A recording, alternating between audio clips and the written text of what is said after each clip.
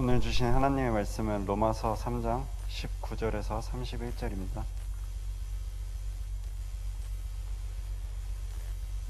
다 같이 한 절씩 교독하시겠습니다. 우리가 알거니와 무릇 율법이 말하는 바는 율법 아래에 있는 자들에게 말하는 것이니 이는 모든 입을 막고 온 세상으로 하나님의 심판 아래에 있게 하려 함이라.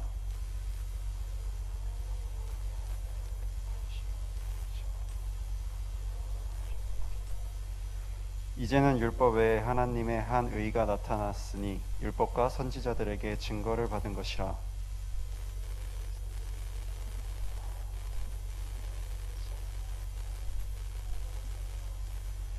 모든 사람이 죄를 범하였음에 하나님의 영광에 이르지 못하더니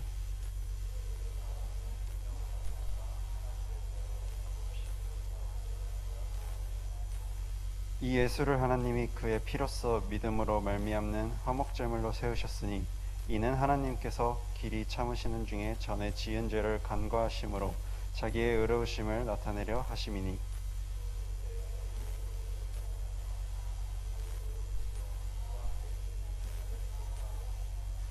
그런즉 자랑할 때가 어디냐 있을 수가 없느니라. 무슨 법으로냐 행위로냐 아니라 오직 믿음의 법으로니라.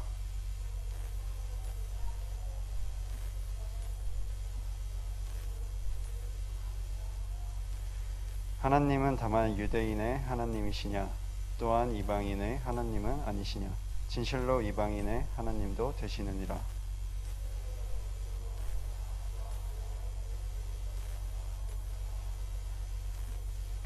그런즉 우리가 믿음으로 말미암아 율법을 파기하느냐 그럴 수 없느니라. 도리어 율법을 굳게 세우느니라. 아멘. 하나님의 의라는 말씀 양윤석 목사님께서 전해주시겠습니다. 예, 오늘 하나님의 의라는 말씀으로 우리가 말씀을 함께 나누도록 하겠습니다. 우리 옆에 사람과 인사하겠습니다. 우리는 하나님의 특별한 소유입니다. 하나님의 거룩한 백성이고 또 제사장 나라, 이게 바로 우리의 정체성입니다. 이번 주간에 우리가 유다의 15대 왕 이제 아몬에 대한 말씀을 받으면서 목사님께서 우리에게 짧은 인생이라는 말씀을 하셨어요. 아몬이 2년간 재위를 하고 이제 살해를 당하는데 아몬도 그렇게 자기의 인생이 마무리될지 몰랐겠죠. 제가 그 유튜브에서 법의학자들 이야기를 듣고 늘 이렇게 사람의 범죄와 죽음을 눈앞에 둔 사람들, 그런 분들이 하는 이야기, 불신자인데도 뭐라고 하냐면 우리가 살아가는 것이 당연한 것이 아니다라고 이제 늘 느끼고 산다라는 거예요. 그 사람들도 그런 계획을 하지 않았지만은 이 죽음이라는 것은 누구도 막을 수 없다라고 얘기해요. 하물며 우리 예수 믿는 그리스도인이 우리의 인생이 짧은 인생이라는 걸 인식하지 못한다면 그건 전혀 긴장감 없이 이 땅에 살아가는 모습인 거예요. 그래서 우리의 짧은 인생, 그렇지만 우리가 평생 동안 기도하고 부르짖었던 그 예수님을 만나야 될 그 순간을 바라보며 가는 게 우리 그리스도인인 줄 믿으시기 바랍니다. 오늘 하나님께서 나를 불러가시면 그런 항상 그 마음이 있으셔야 되는 거예요. 짧은 인생입니다. 그런데 이 짧은 2년간의 통치 동안 이 아몬은 하나님 앞에 온갖 악을 행했다 그랬어요. 하나님 보시기에 악을 행했어요.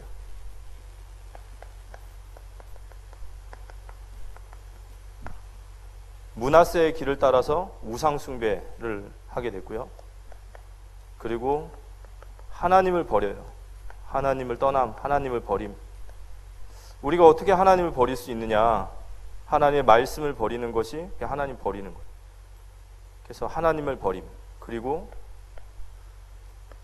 하나님의 선지자들의 말에 귀를 기울이지 않아요. 회개하지 않아요. 돌아서지 않습니다. 하나님은 끊임없이 이렇게 우리를 돌이키시는데 이 회개하지 않는 거죠. 오늘은 메시지를 좀 되도록이면 빨리빨리 진행을 해야 됩니다. 메시지 양이 많아요. 그래서 빨리 진행해야 되고, 여기에 덧붙이진 않겠지만 하나님과 우리는 차원의 문제가 있어요. 하나님은 제1원인이시고 우린 제2원인이기 때문에 하나님의 주권과 우리의 자유의지는 존재합니다. 그래서 우리는 우리 자유의지를 가지고 하나님께 순종할 수도 있고 불순종할 수도 있는 거예요. 그런데 그거를 정리가 안 돼 있으면 이거 하나님이 하시게 한 거지, 그걸 뭐라고 하냐, 죄의 합리화라고 그러는 거예요. 은혜 받지 못한 사람은 늘 자기의 행동에 대한 합리화만 하는 거예요. 그래서 은혜 받은 자는 늘 자신의 부족함 때문에 하나님께 더 나아가게 되는 게 원리입니다. 그래서 악인은 악한 대로 가다 망해요. 돌이키질 않기 때문에. 그걸 절대 자기의 잘못이라 말하지 않아요. 하나님이 나를 돌이키지 않으셨어 라고 말. 하지만 하나님의 은혜 받은 자는 하나님 앞에 서려고 합니다. 그래서 회개하지 않은 것은 하나님의 작정이지만 그 자신의 선택이에요. 그래서 결국에는 실패합니다. 그죠? 이 실패한 또 왕으로 되어져요. 자신의 신복에게, 신하에게 살해를 당해요.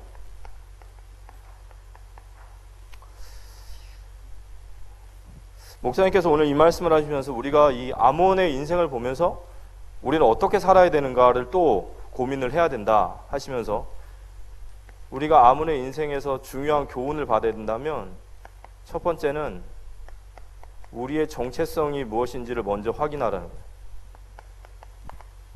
이 아몬이 다윗의 후손입니다. 다윗의 후손이고 이 언약의 계보를 이을 주역인데, 그 축복된 자리에서 내가 누군지를 모르니까 우상 숭배하고 하나님을 버리고 회개하지 않고, 우리가 깊게 기도하고 누려야 될 게 사실 이 부분이에요. 정체성이 혼란하고 정체성이 희미해지면 묵시가 없으면 백성은 방자하게 행할 수밖에 없어요. 그러면서 하나님을 경외하라 하셨죠. 하나님을 두려워하고 하나님을 사랑하라. 우리는 이 세상 살아가는 걸 보면서도 하나님의 경외를 배웁니다. 이 도쿄올림픽이 얼마 안 남았잖아요. 이번에 일본은 도쿄올림픽을 재건올림픽이라고 이름을 줬더라고요. 다시 경제적으로 재건하겠다는. 그래서 코로나 사태, 방사능 사태 있으면서도 그걸 그렇게 끝까지 했던 거예요. 국가의 사활을 걸었어요. 그런데 무관중 올림픽이 되는 거예요. 사람이 아무리 뜻을 정하고 계획을 세워도 하나님이 열어주지 아니하시면 문은 안 열립니다. 그래서 우리는 하나님을 경외할 수밖에 없는 거예요. 여호와를 경외하라. 하나님을 경외하고 하나님을 사랑하는, 여호와를 경외하는 것이 바로 우리의 삶이어야 된다 이렇게 말씀하셨습니다. 그러면서 하나님을 버리지 마라. 하나님을 버리지 마라. 하나님을 버리면 하나님도 우리를 버리죠. 하나님을 버리는 것은 하나님의 말씀과 하나님의 교회와 하나님의 언약을 버리는 것이다 그랬습니다. 그리고 하나님 앞에 돌아서셔야 돼요. 회개하라. 이번 한 주간에 우리가 아몬이라는 말씀을 통해서 우리의 정체성과 또 우리의 신앙에 대한 부분들을 또 다시 다잡으시고, 또 주님의 음성을 듣는 우리 모든 성도님들, 우리 대학 청년들 되시기를 기도합니다. 지난주에 우리가 다메섹에서 바울이 그리스도를 만난 회심에 대한 이야기를 했습니다. 회심에는 분명히 세 가지의 회심이 있다고 그랬습니다. 아주 이런 극단적인 회심도 있고, 또는 신앙생활을 하면서 깨달아가는 회심도 있어요. 그렇지만 또 하나의 회심 뭐냐? 유사회심이라는 게 있다. 유사회심. 이제 그 부분에 대해서 이제 우리가 잘 내 자신이 나를 체크를 해야 되겠죠.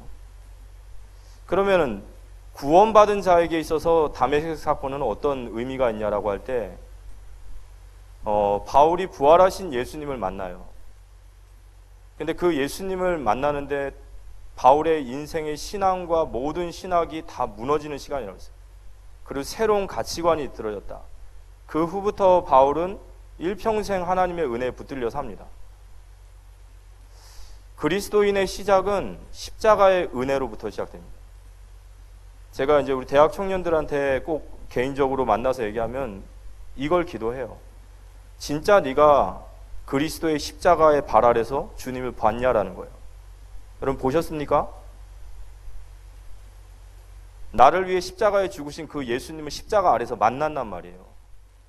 그게 바울이 말한 십자가의 만남이에요. 어떻게 만납니까? 2000년 전에 죽으신 분이. 진정한 회심은 그 십자가 아래에 놓이는 거예요. 그게 나에게 없다면 내가 일평생 십자가를 붙들고 간다라는 것은 아닌 거예요. 근데 그 은혜를 어떻게 받냐라는 것은 오직 하나의 은혜라는 겁니다. 그냥 단순히 내가 열정적으로 신앙생활을 해야겠다라는 문제가 아니라 그 십자가를 통과한 신앙과 그 십자가를 통과하지 못한 신앙은 완전 신앙의 질이 달라요. 모든 게 다릅니다. 그래서 그리스도인의 시작, 이걸 두고 기도하십시오. 모든 신앙인들은 그 앞에서 다 기도했을 거예요. 그리고 그 십자가의 아래 주님을 만났을 겁니다. 찬송가 147장에 보면 거기 너 있었는가 그때에 라는 찬양이 있잖아요. 너를 위해 십자가에 피 흘리신 그 예수님을 진짜 목도했냐 말이에요. 그게 이제 다메섹의 메시지라고 할 수 있습니다. 부활하신 주님이 나에게 찾아오셔서 나를 위해 베풀어 주신, 나를 위해 쏟으신 그 은혜와 사랑이 얼마나 큰 은혜고, 내가 예수 그리스도를 십자가에 죽인 거기에 대한 회심이 우리에게 있어야 된다는 거죠. 그렇다면 이제 오늘 말씀은 우리 구원받은 자에게 있어서는 어쩌면 너무도 당연한 이해고 다 이해를 하고 계실 거라 믿고요. 또 불신자에게 좀 복음 전할 때 굉장히 용이해요. 특별히 이제 논리적으로 좀 듣기 원하는 불신자들에게는 참 이 부분이 참 용이한 것 같고요. 또 우리 자신도 좀 말씀을 들으시면서 한번 질문해 보실 건 뭐냐면, 기독교에서 제일 먼저 말하는 게 뭐냐면 죄예요. 그러면 성경에서 우리를 보고 죄인이라고 하거든요. 근데 진짜로 내가 죄인이란 말이에요. 이건 좀 다른 얘기예요.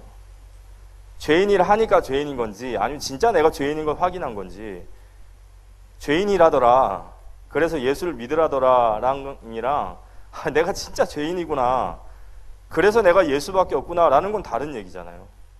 그러니까 내가 정말로 모든 사람이 죄를 범하였음에 의인은 없나니 하나도 없다라는 말에 진짜 내가 죄인이라는 것을 내 지성적으로, 내 감성적으로, 내 의지적으로 인정하고 예수 그리스도를 받아들이는 것을 보고 회심이라고 그래요. 그때 하나님의 의가 보이기 시작합니다. 그 전까지는 아니에요. 정확히 말하면 과정일 뿐입니다.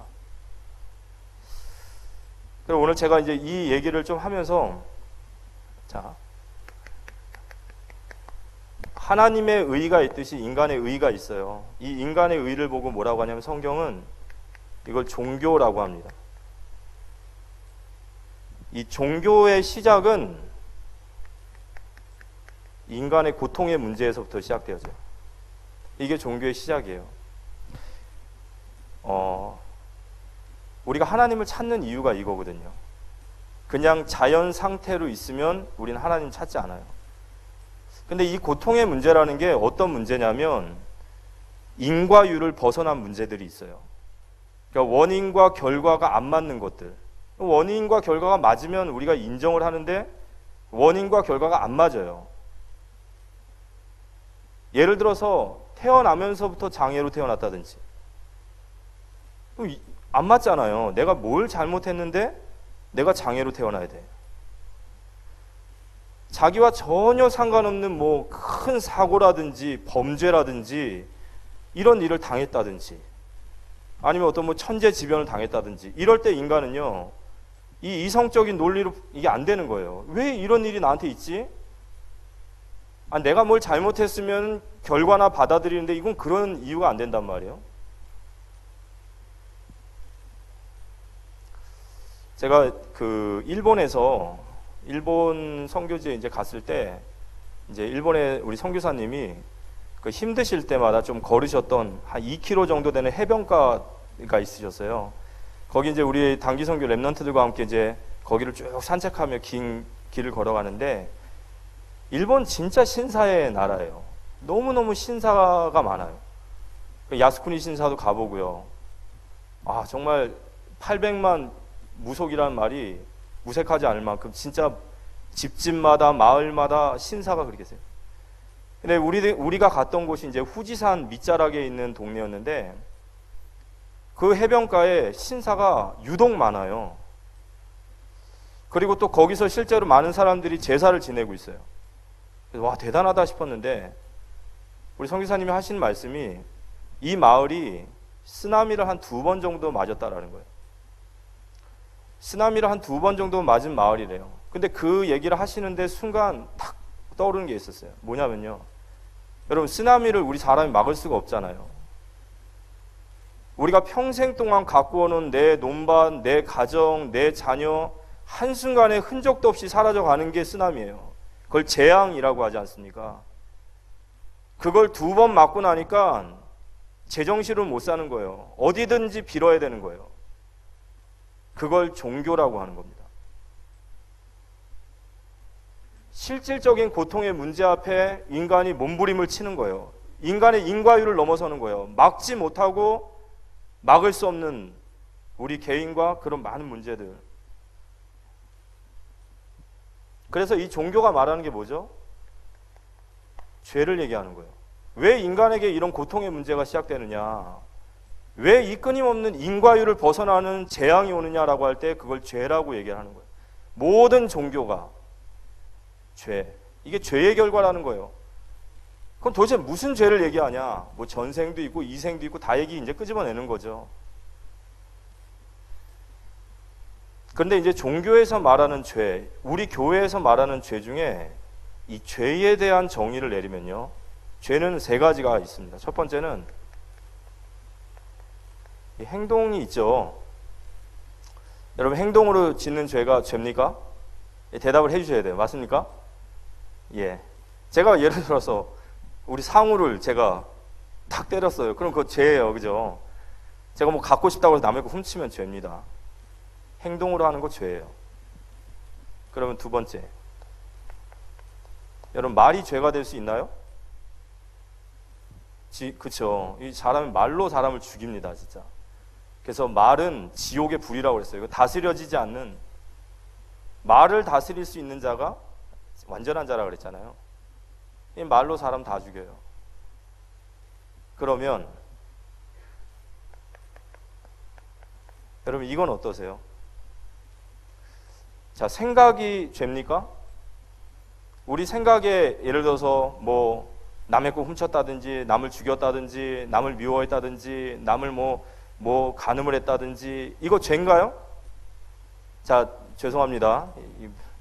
그래도 우리 빠릿빠릿 진행을 위해서 죄다 한번 손 들어보세요. 생각이 죄다.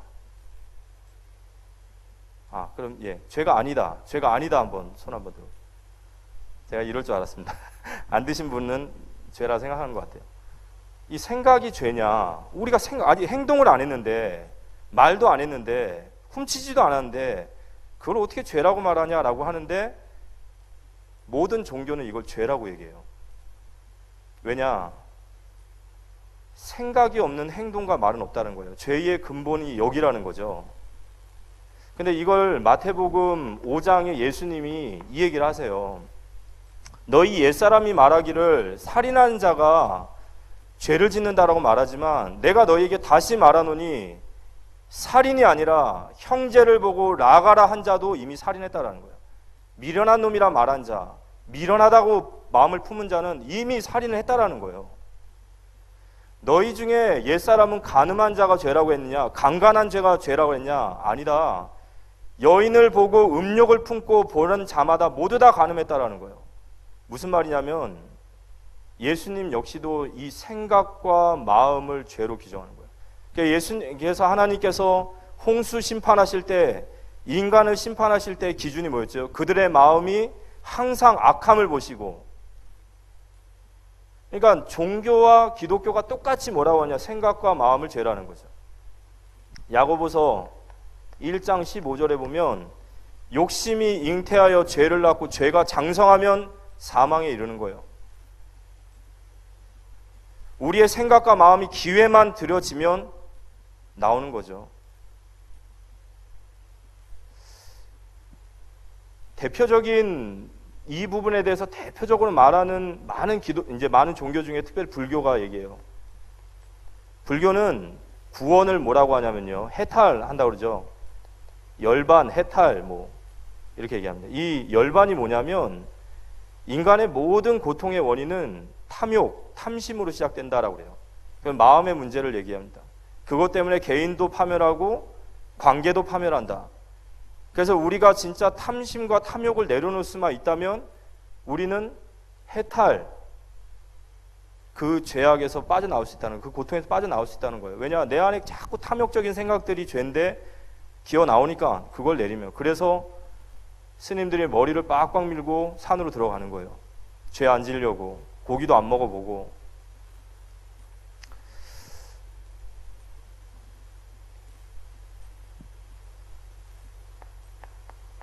근데 이 인간의 의는 반드시 한계가 있죠.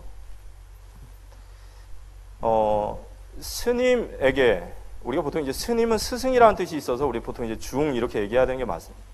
여러분 중에게 복음 전해봤습니까? 저도 이제 중에게 몇 번 복음을 전해봤어요.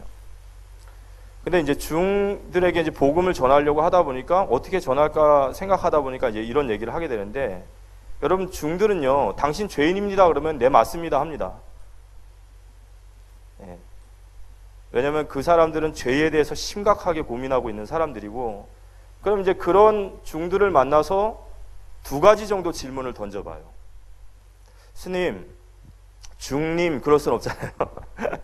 예, 스님, 불교에서 말하는 해탈이 마음의 욕심과 정욕과 탐심을 내려놓는 거라고 들었는데 맞습니까? 그러면 맞다고 해요. 조금 더 깊은 교리가 있겠지만 그걸 맞다고 합니다. 그럼 제가 그 스님에게 한 가지 딱 질문을 해봐요. 뭐라고 하냐면, 그러면 얼마나 내려놔야 됩니까? 라고 질문해보세요. 내 마음속에 탐심을 얼마나 내려놔야 되는지 기준을 얘기해달라 얘기해 보십시오. 그러면 대답을 못해요. 왜냐? 기준이 없어요. 내 마음속에 실질적인 정욕과 탐심은 실질적인 문제인데, 문제는 얼마를 내려놔야 되는지를 얘기를 해준 사람도 없고 자기도 몰라요. 그리고 또 물어보죠. 그럼 스님은 해탈하셨습니까? 제가 확실하게 말씀드릴 수 있는데, 양심적인 스님이라면 죽어도 해탈했다라고 말 못합니다. 못해요. 그렇게 되면 성경이 가짜예요. 석가도 아니에요. 두 가지 질문에 대한 답을 못해요. 다시 들어가면 이 얘기예요. 고통의 문제는 있어요.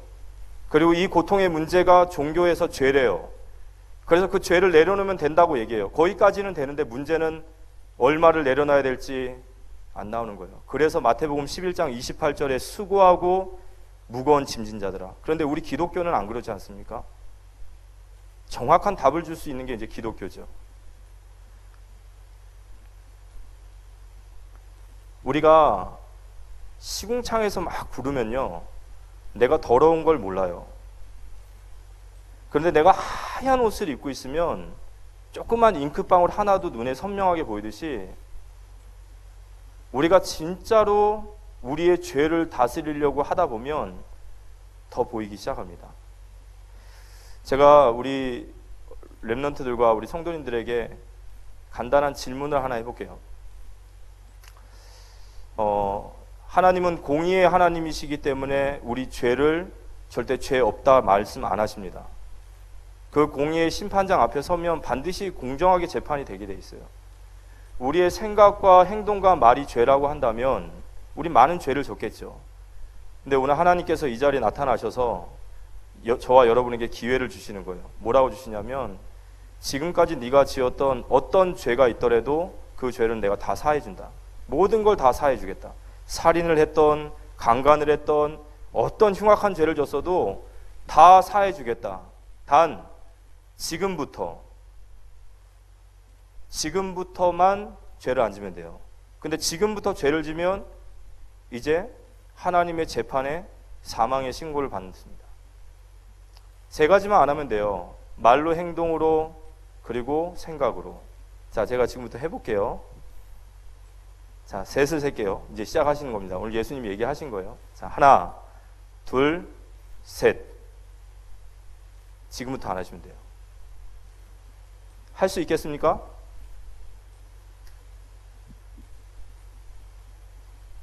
이상해요. 사람이 죄 안 지려고 그러면요, 머릿속에 죄된 생각이 더 많이 나요.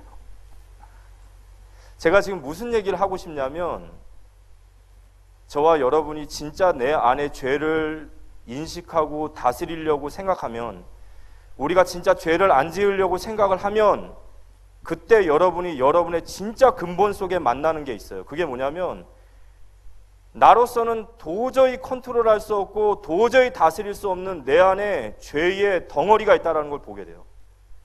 이게 내 마음대로 안 되는 거란 말이에요. 나는 끊임없이 죄를 안 지려고 하는데 내 마음과 생각에는 쉴 새 없이 죄가 막 계속 뿜어져 나오는 거예요. 그 이상한 그 죄의 근원을 보게 됩니다. 그걸 뭐라고 하죠? 그걸 원죄라고 하는 거예요. 창세기 3장에 인간이 하나님께 범죄함으로 죄인이 됐기 때문에 끊임없이 그 죄 안에서는 죄인은 모든 생각과 마음이 끊임없이 죄가 나오는 거예요. 그걸 창세기 3장의 죄라는 겁니다.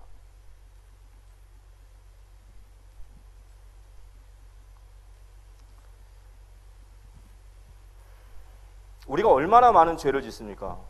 자, 제가 한번 이 얘기를 해볼게요. 여러분, 말도 죄고 행동도 죄고 생각도 죄라고 했어요. 그러면 우리 만화를 보면은 왜 만화의 그 캐릭터들이 이렇게 말을 하면 말풍선이 이렇게 그려지잖아요. 이렇게 생긴 거, 그죠? 이렇게 쓰지 않습니까? 만약에 저와 여러분의 생각이 말풍선으로 나온다고 한다면 여러분 밖에 나올 수 있겠어요? 나올 수 있다 손 한번 들어보세요. 내 생각이 말풍선의 글로 나오는 거예요. 교회 올 수 있겠어요?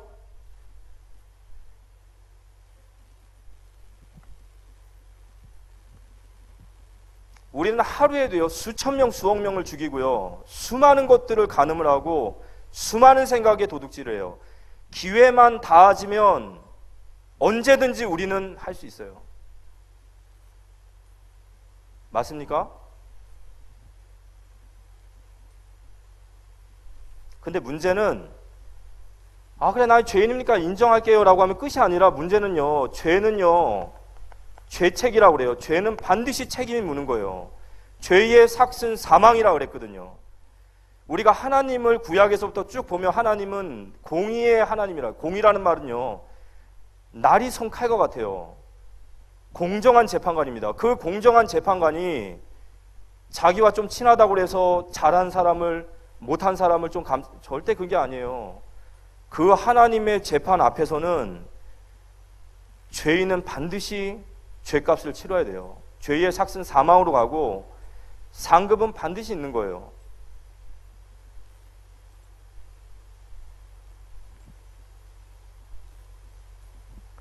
어떤 사람들은 이렇게도 얘기해요. 아니 어떻게 사람이 다 죄인이냐? 의인은 없나니 하나도 없다. 모든 사람이 죄를 보면 어떻게 그러냐? 우리 인간들 사이에서는 좀 괜찮은 인간도 있지 않냐?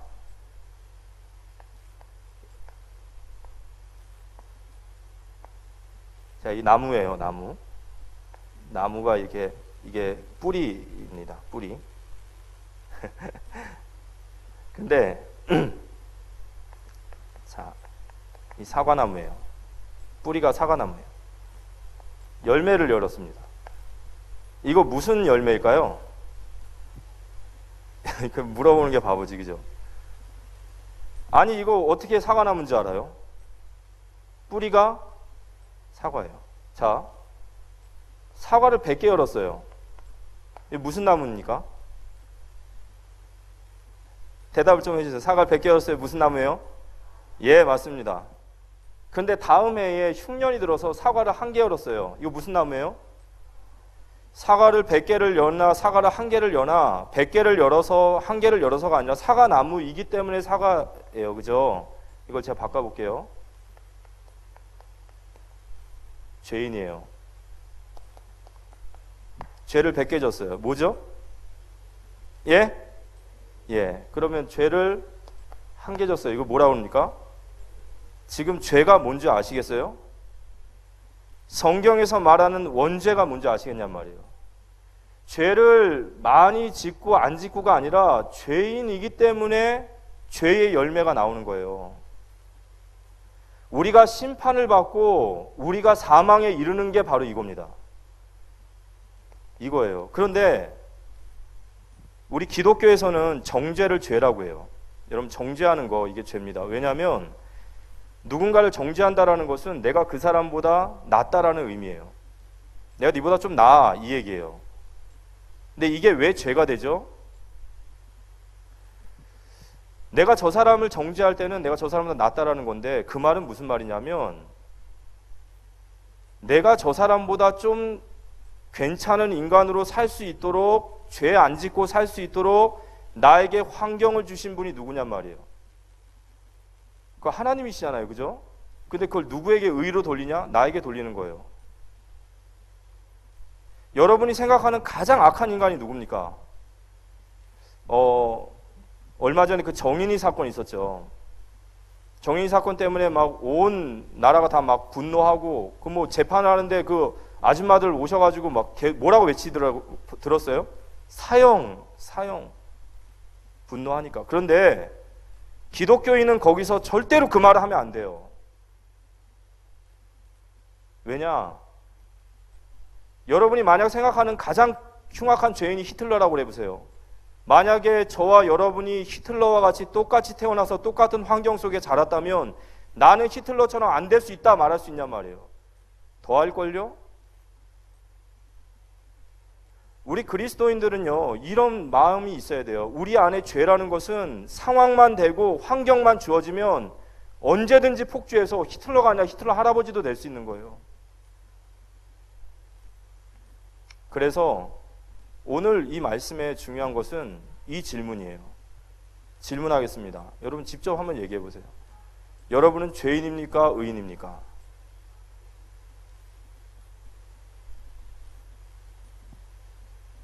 여기에 대한 분명한 나의 고백이 있다면 이걸 지금 뭐라고 하냐면요, 성경이 말하는 이 죄 문제는 인류 전체에 대한 파산 선교예요. 이건 완전 절망 그 자체예요. 이건 나갈 수도 없어요. 이 문제를 해결할 수가 없거든요. 그래서 하나님께서 우리에게 다른 하나님의 의를 주신 거예요. 오늘 성경이 로마서에 말하는 것이 바로 그 하나님의 의입니다. 율법이 뭐냐면요, 로마서 3장 19절에 보면 우리가 알거니와 물은 율법이 말하는 바는 율법 아래 있는 자들에게 말하는 것이니 율법 아래 있는 자들에게 말하는 것이니 이는 모든 입을 막고 온 세상으로 하나님의 심판 아래 있게 하려 함이라. 무슨 말이죠? 하나님 우리에게 율법을 주신 것은 율법을 통해서 죄가 무엇인지를 깨닫게 되고 그 율법을 우리에게 갖다 들이미니까 우리는 하나님 앞에서 아무 말을 할 수 없는 죄인이라는 거예요. 율법은 우리가 죄인임을 깨닫게 해요. 그래서 20절에 그러므로 율법의 행위로 그의 앞에 의롭다 하심을 얻을 육체가 없나니 율법으로는 죄를 깨달음이라. 율법은 곧 우리 인간의 의고 인간의 노력이에요. 그걸 하면 할수록 우리는 죄인임을 깨달을 수밖에 없다는 거예요. 로마서 1장에 율법이 없는 자들은 양심이 그의 법이 돼서 그가 죄인임을 밝히고, 로마서 2장에 유대인에게는 율법이 그들에게 죄의 기준이 되니 로마서 3장 모든 사람이 죄를 범하였다는 거예요. 한 사람도 이 원죄에서 빠져나오는 인간 없어요. 내 마음은요, 내가 컨트롤이 돼요. 나는 욕심도 자만도 뭐 남을 훔치고 전 그런 생각 아무것도 없어요. 그 사람은 그리스도예요.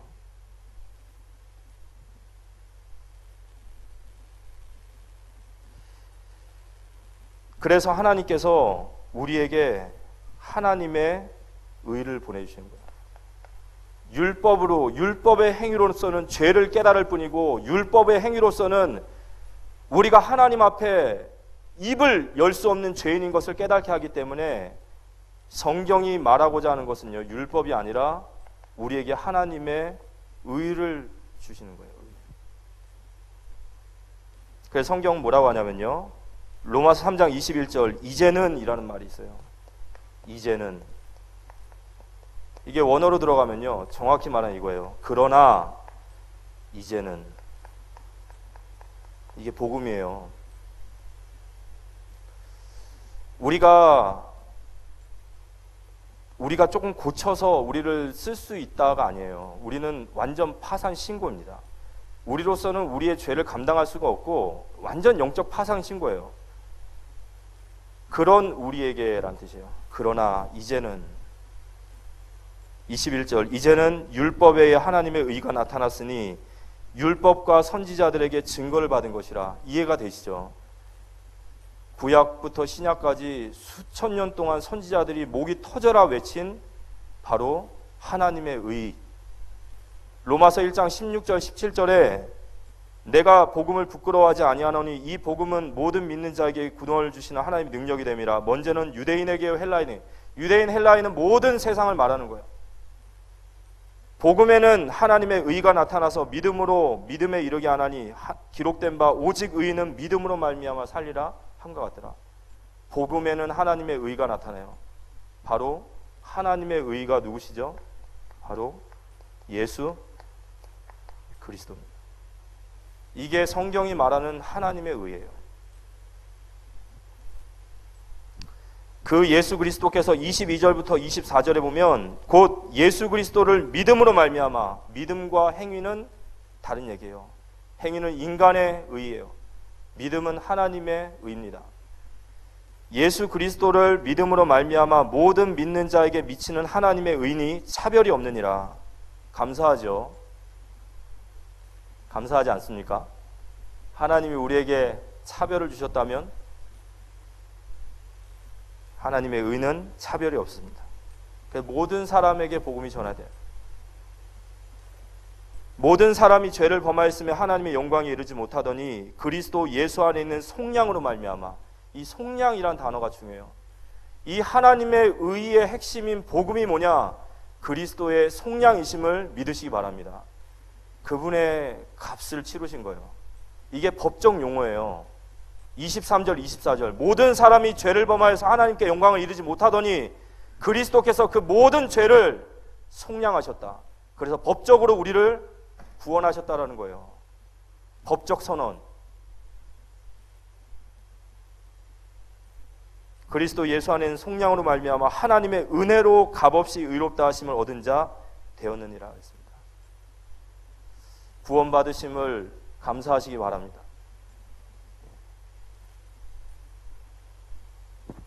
그런데 이 하나님의 의는, 하나님의 지혜와 능력은요, 예수 그리스도로 말미암아 예수 그리스도를 믿는 모든 자들에게 미치는 의예요. 무슨 말이죠? 예수 그리스도께서 25절 이 예수를 하나님이 그의 피로써 믿음으로 말미암는 화목제물을 세우셨으니 이는 하나님이 길이 참으시는 중에 전에 지은 죄를 간구하심으로. 이게 감사예요. 전에 우리가 지었던 모든 죄를 간구하심으로 자기의 의로우심을 나타내려 하심이라 그랬습니다. 이 예수 그리스도의 의가 바로 우리의 의로 정가가 되어지는 거예요. 의의 정가라는 거예요. 세례요한이 요단강에서 예수님께 머리에 안수를 하잖아요. 그때 세례요한이 보라 세상 죄를 지고 가는 하나님의 어린 양이로다 이렇게 얘기합니다. 그리고 예수님이 세례요한의 발 앞에서 안수를 받으셔요. 그 안수의 의미가 뭐냐? 정가라는 의미가 있어요. 구약에 수천 년 동안 예언하셨던 그 메시아가 오셔서 수천 년, 수억 년 동안 수백만 마리의 양과 소를 죽여가면서 그 죄의 정가를, 지금 모든 인류의 죄를 예수 그리스도께 정가하시는 사건이에요.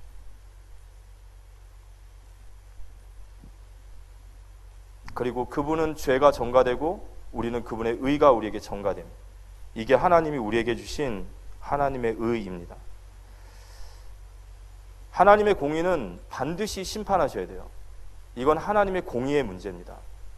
반드시 심판이 내려져야 되고 반드시 죄의 삭은 사망으로 가야 되지만 하나님이 율법 외에 한 의인 십자가를 우리에게 보내주셔서 그 십자가로 말미암아 우리가 죄의 속량을 받고 하나님의 의인이라 칭함을 받게 된 거예요. 그런데 이 하나님의 의는요, 그냥 이루어진 것이 아니라 하나님의 심판은 행해졌어요. 하나도 남김없이 다 행해졌습니다. 하나님의 공의의 심판은 다 행해지셨어요. 근데 그 행해진 게 저와 여러분에게 행해진 게 아니라 그 아들에게 그 심판을 내리신 거예요. 그래서 이 십자가를 통과한 사람은 이렇게 얘기해요. 우리가 자랑할 게 무엇이 있느냐. 그래서 변화되는 거예요. 하나님의 공의의 심판이 다 내려지셨고 다 행해지셨어요. 왜냐? 그건 하나님의 공의이기 때문에 반드시 지켜져야 돼요.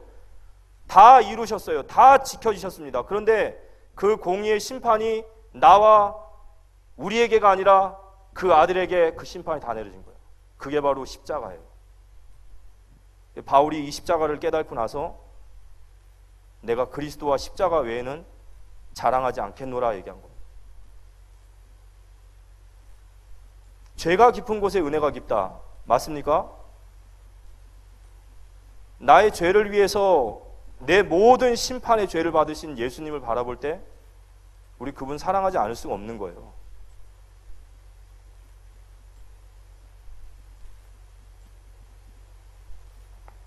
갈라디아서 3장 13절에 그리스도께서 우리를 위하여 저주를 받은 바 되사 율법의 저주에서 우리를 속량하셨으니 기록된 바 나무에 달린 자마다 저주 아래 있는 자라 하였습니다. 신명기서 21장 28절에 나무에 달린 자는 하나님의 저주를 받은 자라. 십자가가 그 나무에 달린 자예요. 하나님의 모든 저주를 받으셨습니다. 그 이유는 우리를 저주 아래에서 속량하시고 하나님께로 인도하시기 위함이시에요. 그래서 3장 25절에 이 예수를 하나님이 그의 피로써 믿음으로 말미암는 화목 제물로 삼으셨으니, 전에는 우리가 하나님과 원수되었고 하나님의 심판의 진노 아래 그 두려움 속에 영원한 형벌과 죽음 속에 가야 될 우리인데, 이제는 우리가 그리스도 예수 안에서 하나님의 자녀가 되어지심을 믿으시기 바랍니다. 이게 하나님의 의예요. 그래서 이 예수 그리스도의 의는 이제 우리의 의로 전가되죠. 우린 더 이상 두려움이나 어떤 심판에 대한 두려움 속에 살 이유가 없습니다. 왜냐? 그리스도께서 우리의 모든 죄를 속량하셨기 때문입니다. 이제 우리가, 하나님이 우리를 의롭다 보시는 것은요, 딱 하나예요. 의는 뭐냐면요, 의는 하나님이 하실 일이 의예요. 그래서 예수 그리스도가 바로 의가 되시는 거예요. 그분께 순종하셨기 때문에. 우리는 이 의의 복음을 전파하는 것이 하나님의 의 되심을 믿으시기 바랍니다. 그래서 오늘 결론적으로 말씀드리면, 제가 오늘은 회심의 이제 두 번째 정도 되는 왜 우리가 죄인인 것인지에 대한 얘기를 조금 이야기했어요. 제가 시간이 된다면 이제 다음번에는 기독교에서 말하는 죄가 무엇인지를 좀 말씀을 드리려고 합니다. 거기까지 가야 우리가 원죄가 뭔지를 아니까요. 근데 중요한 것은, 여러분, 내가 하나님 앞에서 이 율법이 말하는 바가 뭐라고 했죠? 인류의 파산 신고예요. 인류는 완전 파산 신고예요. 이걸, 나의 죄를 깨닫는 것은 오직 하나님의 은혜예요. 이 요한복음 16장 7절에서 9절까지 보면 예수님께서 보내실 보혜사 성령에 대한 얘기를 하시면서 이런 얘기를 하십니다. 그러나 내가 너희에게 실상을 말하노니 내가 떠나는 것이 너희에게 유익이라. 내가 떠나가지 아니하면 보혜사가 너희에게 오시지 아니할 것이요 가면 내가 그를 너희에게 보내리니 그가 와서 죄에 대하여 의에 대하여 심판에 대하여 세상을 책망하리니 죄에 대하여라 함은 그들이 나를 믿지 아니하며. 성령이 임하실 때 우리가 뭘 보게 되냐면 죄에 대하여 깨닫게 되는 거예요. 죄를 깨닫게 되는 거예요.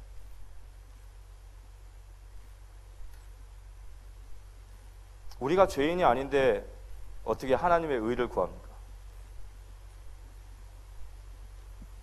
이게 하나님의 은혜예요, 사실은. 이게 진짜 깊숙이 느껴지는 것이 하나님의 은혜입니다.